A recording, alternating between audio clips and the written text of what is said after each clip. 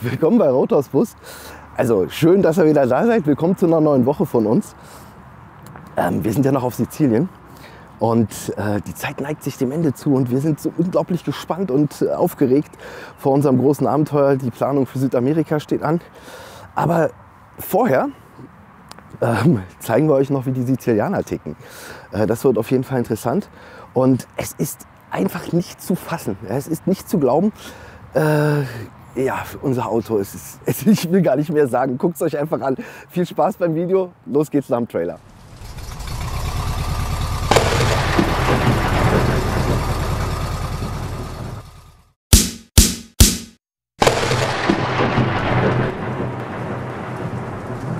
Wir sind Rothaus Bus. Ich bin Alessandra. Und ich bin Björn. Wir haben einen 36 Jahre alten Bundeswehr T3 zu einem Weltreisemobil umgebaut. Immer mit dabei sind Mali und Wilma, unsere beiden Hundedamen. Unser nächstes großes Abenteuer ist Südamerika.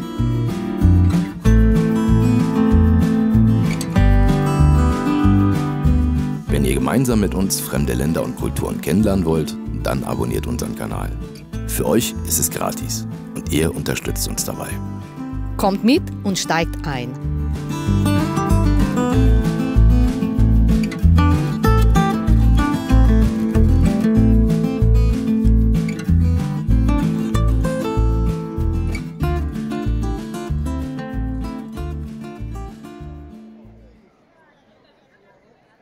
Wir sind in Catania, wo jedes Jahr das Fest von Sant'Agata, der Schutzpatronin der Stadt, mit einer großen Party gefeiert wird.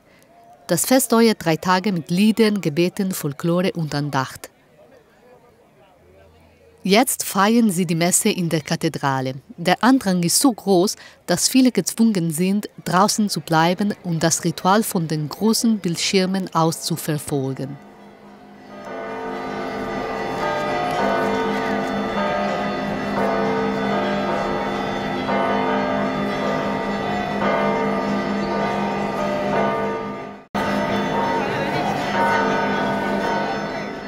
Wenn die Messe zu Ende ist, ziehen die Gläubigen, gekleidet in einen weißen Sack, einem schwarzen Hut, Handschuh und einem weißen Taschentuch über die Piazza Duomo.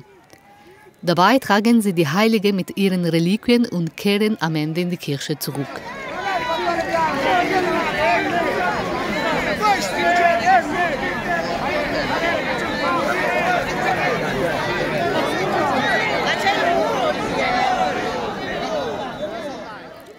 In diesem Moment herrscht eine starke religiöse Zugehörigkeit der Menschen in Catania und eine einzigartig lebendige Stimmung. Aufgrund des Gedränges, des Geschreis und der Anspannung unter den Menschen hatten wir manchmal das Gefühl, auf einem Rockkonzert zu sein.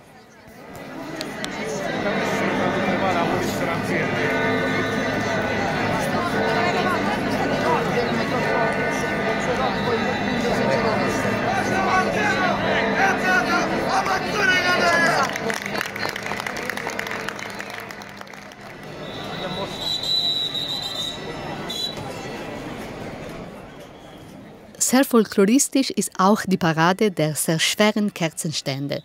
Das sind diese großen, vergoldeten Holzkerzen mit handgefertigten Verzierungen. Oft handelt es sich um Spenden von wohlhabenden Personen und Unternehmen, die damit auf Schutz der Heiligen hoffen.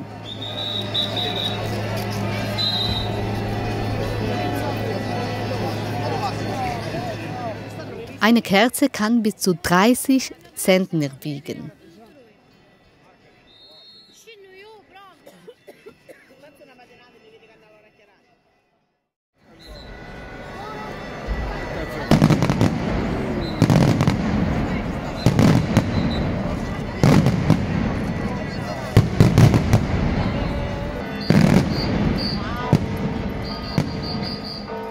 In Sizilien endet jedes Fest mit einem großen Feuerwerk, aber alles wird vom Fest Sant'Agata übertroffen.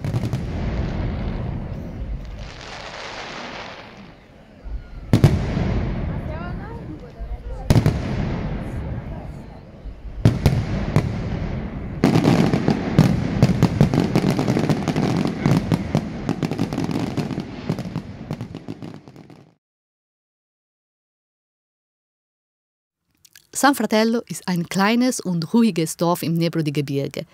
Hier findet ein einzigartiges Fest zu Ostern statt. Das Spektakel ging bis tief in die Nacht. Wir haben nicht weit vom Dorf entfernt geschlafen und konnten sie spielen hören.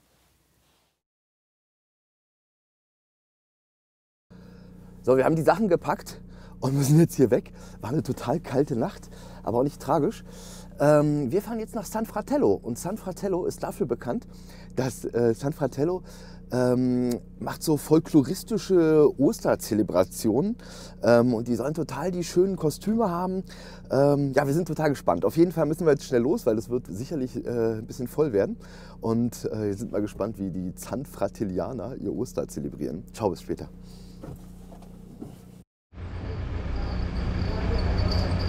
Hey,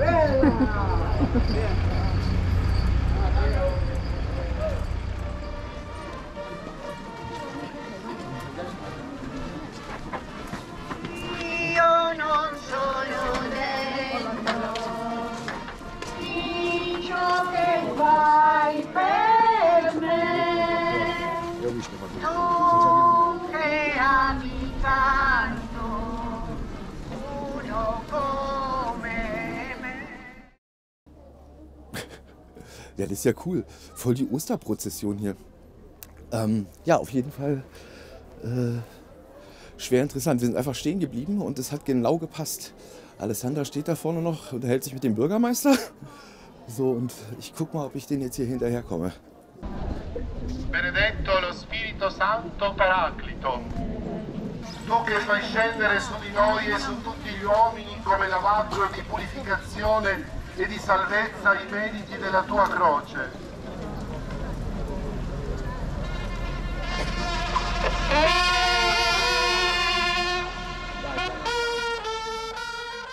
Die farbenfrohen Kostüme sind sorgfältig nach alter Tradition gefertigt.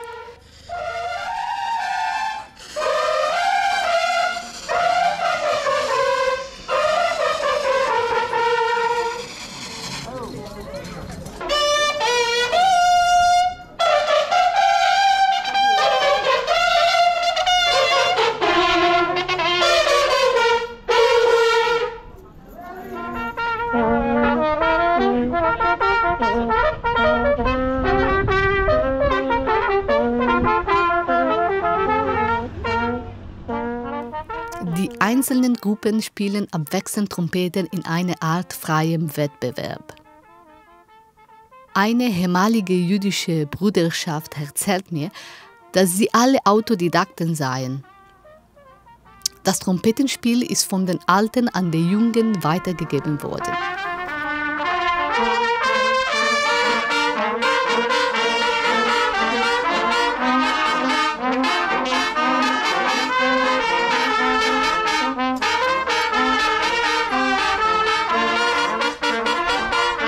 Die Osterzelebration in San Fratello war der absolute Hammer. Beeindruckend, einzigartig, die Kostüme wunderschön. Aber da wir schon wieder Probleme mit unserem Auto haben, fahren wir jetzt erstmal runter, raus aus den Bergen. Ich könnte wirklich kotzen. Aber egal, morgen regeln wir das, ab ans Wasser und dann mal schauen, was wir da machen müssen.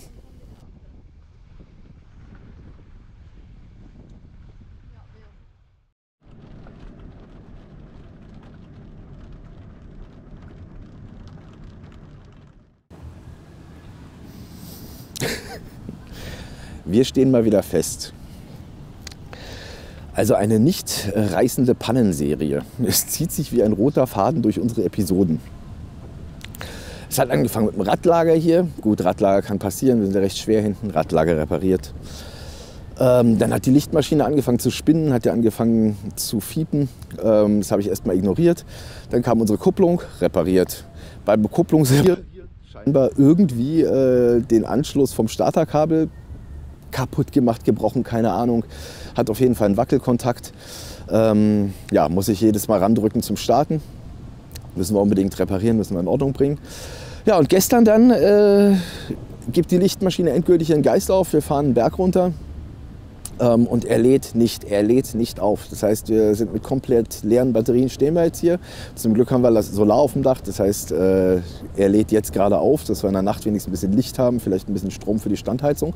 Weil es muss natürlich auch jetzt extrem kalt werden. Also wir haben es echt getroffen. Ja, auf jeden Fall haben wir, wie soll ich sagen, seit einem Jahr eine Panne nach der anderen. Wir sind vor einem Jahr aufgebrochen aus Deutschland Richtung Italien, unsere Hochzeit zu feiern. Und auf dem Weg dahin fängt es an mit einem Kabelbrand. Ja, also wir haben ja einen Motorumbau hinten drin. Bulli-Zentrale hat uns das gemacht. Carsten Brunotte, recht bekannt auch in der Szene. Haben wir einen Audi AFN-Motor hinten drin mit 130 PS. Also das Ding ist schon richtig geil. Aber Moral von der Geschichte ist, wir fahren über die Schweizer Alpen. Auf einmal fängt es an zu flackern im Cockpit. Und ja, Kabelbrand. Hinten Kurzschluss. Auto geht in Notlauf und wollte auch nicht nochmal in irgendeiner Art und Weise normal fahren.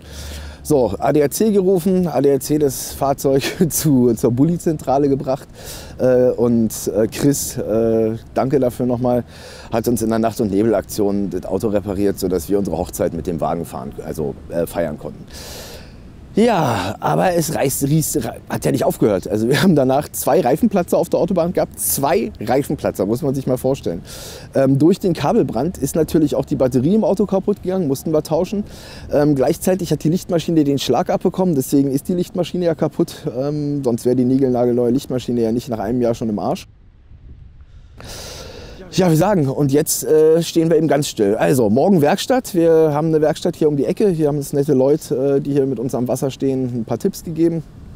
Die Werkstatt soll gut sein, die kriegen auch Teile schnell ran. Jetzt haben wir ja Glück, dass unsere Lichtmaschine aus dem Golf 3 ist, also nicht mehr vom T3. Das heißt, wir sollten da schnell an das Teil rankommen, Lichtmaschine tauschen, dann hoffen wir, dass er wieder auflädt und dann, dass wir unsere Fahrt fortsetzen können, weil wir haben ja noch einiges vor, was wir hier entdecken wollen, bevor es auf die Fähre geht. Unsere Zeit neigt sich auch dem Ende. Also insofern, ja, morgen erstmal Werkstatt. Wir werden euch unterrichten, wie es danach weitergeht. Ciao.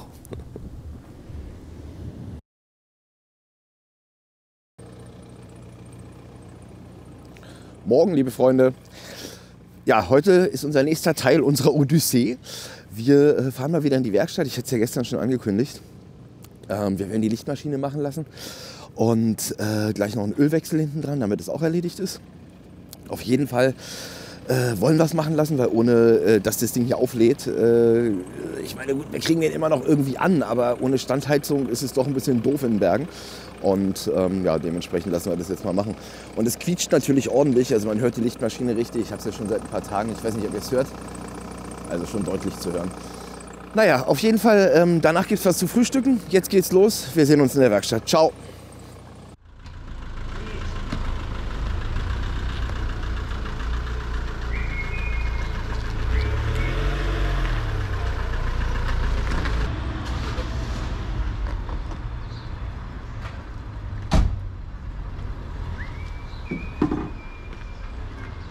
So, wir sind jetzt bei der Werkstatt und es war nicht die Lichtmaschine, zum Glück nicht, sondern nur das Relais, was den Campingbereich getrennt hat.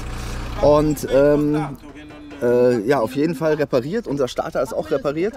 10 Minuten und wir kommen weiter. Wunderbar. Das Quietschen haben wir immer noch, wird leider die Wasserpumpe sein, das gucken wir uns jetzt auch noch an. Ja, und dann hoffen wir, dass wir einfach weiterfahren können. Juhu. Ja, dann werden wir gleich mal die Gunst der Stunde nutzen und einen Kraftstofffilter und einen Ölfilter wechseln. Den Ölwechsel machen, der eh schon ansteht. Ja, und dann sollten wir eigentlich wieder topfit sein für die Piste. Und dann geht's weiter. Ich freue mich. Bis später. Da es länger dauert als erwartet, lasse ich Björn beim Mechaniker zurück und nutze die Gelegenheit für einen Stadtrundgang.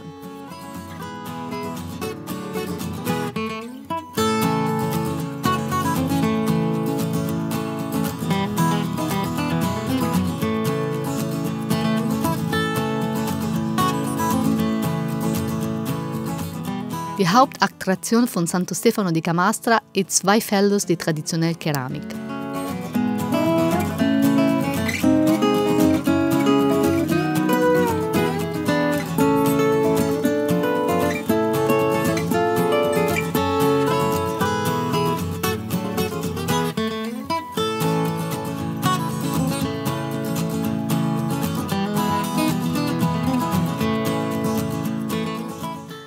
Es ist angenehm, durch die Straßen dieser kleinen Stadt zu schlendern. An jeder Ecke ist die leuchtende Glasur der Keramik zu sehen.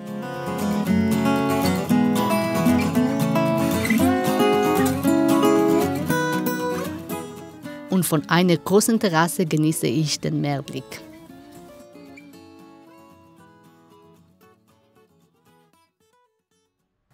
Aus Neugier betrete ich einen der vielen Läden, die Keramik verkaufen, angezogen von der Unzahl an Gegenständen darin. Ich verliere mich zwischen dunkelbraunen Köpfen, wunderschönen farbigen Tellern, Tassen und verschiedenen bunten Gegenständen, die ein Stück Sizilien erzählen.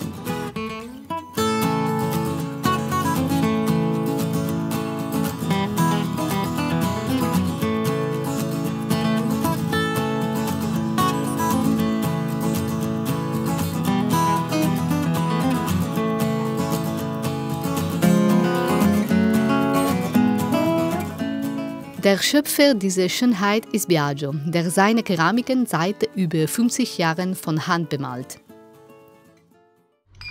Volevo vedere tutto fatto a mano, e a mano libera.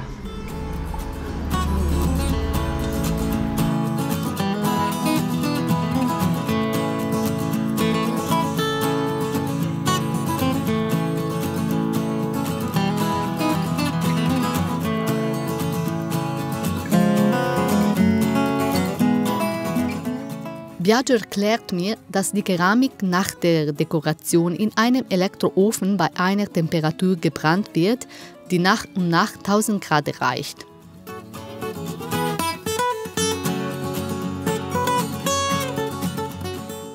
Possono essere lavati Anche con la mano, con i piedi, come vuoi.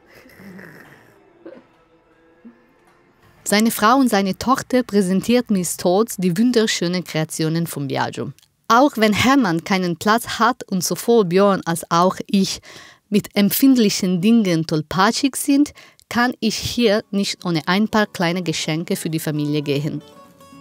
Den Link zum Shop von Biagio und einige Informationen findet ihr in der Beschreibung.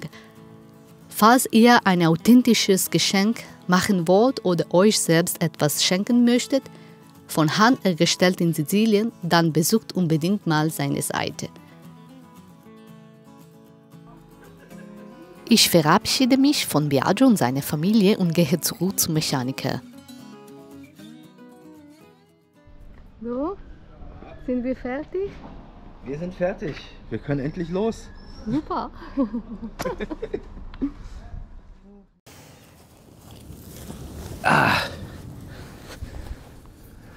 Prost!